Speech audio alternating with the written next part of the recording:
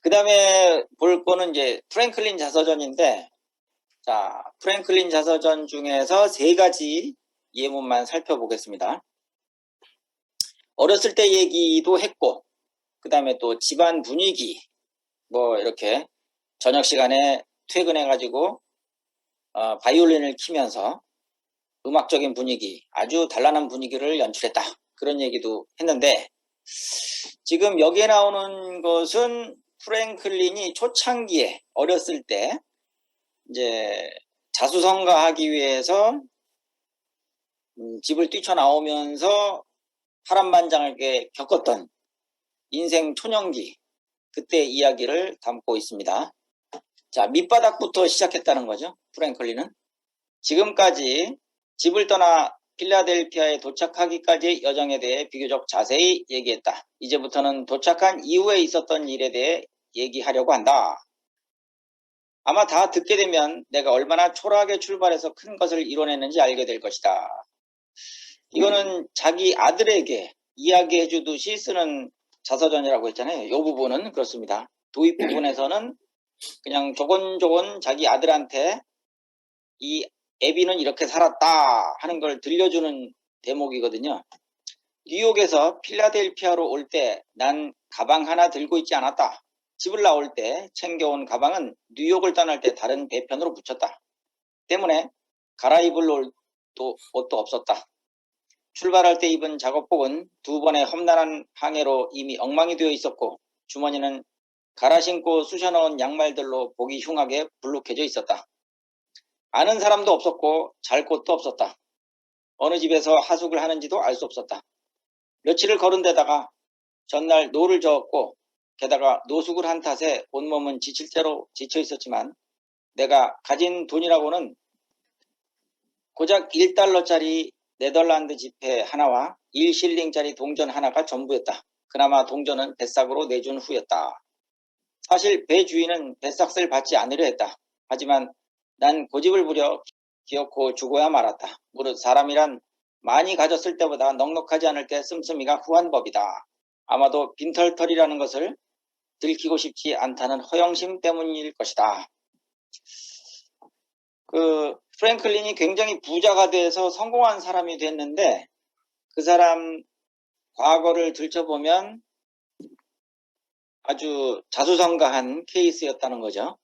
그러니까 뭐 부모한테 의지한 것도 하나도 없고 단신으로 딱 필라델피아에 가서 거기서부터 터를 잡고 성공했던 사람인데, 자기가 고생한 것을 그냥 놔두는 게 아니라 자기 자녀한테 이렇게 이야기를 해주잖아요. 그래서 자서전은 그런 의미에서 아주 유용하다고 생각을 합니다. 그 다음에 자, 요건 다른 대목인데, 당신의 자서전이 필요한 이유가 뭐냐? 요거는 제가 제목을 그냥 달아 놓은 거고요. 내용을 한번 보겠습니다. 제가 하는 말이 당신 같은 분께 신뢰가 될 수도 있기 때문에 당신에게 직접 얘기하는 것이 아니라 당신처럼 훌륭하지만 당신보다는 예의를 차리지 않아도 되는 어떤 가상의 인물에게 말한다고 생각하고 글을 쓰겠습니다. 전 그 사람에게 이렇게 말하고 싶습니다. 지금 여기서 말하는 게 뭐냐면, 프랭클린한테 이야기하고 싶은 게 있는데 그냥 프랭클린이라고 얘기하지 말고 가상의 인물한테 이야기하는 것처럼 하면서 지금부터 이야기를 하겠습니다. 그러면서 누군가가 자기의 얘기를 하는 거예요. 전 당신에게 인생 이야기를 꼭 듣고 싶습니다.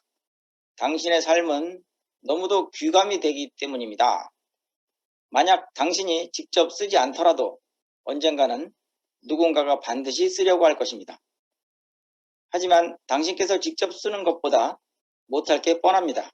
당신이 직접 써야만 하는 이유는 그 누구도 세세한 부분까지 당신만큼 알 수는 없기 때문입니다. 또 당신이 직접 써야만 당신 나라의 사정을 보다 상세하게 기록할 것이기 때문입니다. 그렇게 되면 고결하고 용감한 품성의 젊은이들이 당신의 나라로 이주하고 싶어 할 게 분명합니다. 많은 이들이 그 나라에 대해 알고 싶어하는 이때 당신같이 명성이 자자한 분이 쓰신 자서전보다 효과적인 광고는 없을 것입니다. 그뿐이 아닙니다. 당신의 글 속에는 새롭게 일어서고 있는 신대륙과 그 속에 살고 있는 사람들의 모습이 상세하게 기록되어 있습니다. 풍속, 습관, 환경, 사고방식, 입장 등 이 말입니다. 때문에 인간의 본성과 사회를 제대로 인식하는 데는 시저나 타키투스 작품들보다 당신의 자서전이 더 낫다고 생각합니다. 여기서는 자서전이 가지고 있는 그 가치가 얼마나 뛰어난 건지에 대해서 이야기를 하고 있고, 그 다음에 또 프랭클린 같은 보통 사람이 아닌 이렇게 뛰어난 사람은 꼭 자서전을 써서 후세에다가 기록을 남겨야 된다. 그런 뜻으로 이야기를 한 겁니다. 그 다음에 이제 당신의 자서전은 가치가 있다. 요거는 제가 제목을 붙인 거고요. 내용을 한번 읽어보겠습니다. 마지막으로 한 가지만 더 말씀드리죠. 바로 당신이 인생을 살아온 방법이 곧 한편의 전기라는 것입니다. 자서전과 같은 글은 조금 유행이 지난 듯 하지만 아직도 매우 유용한 것이 사실입니다.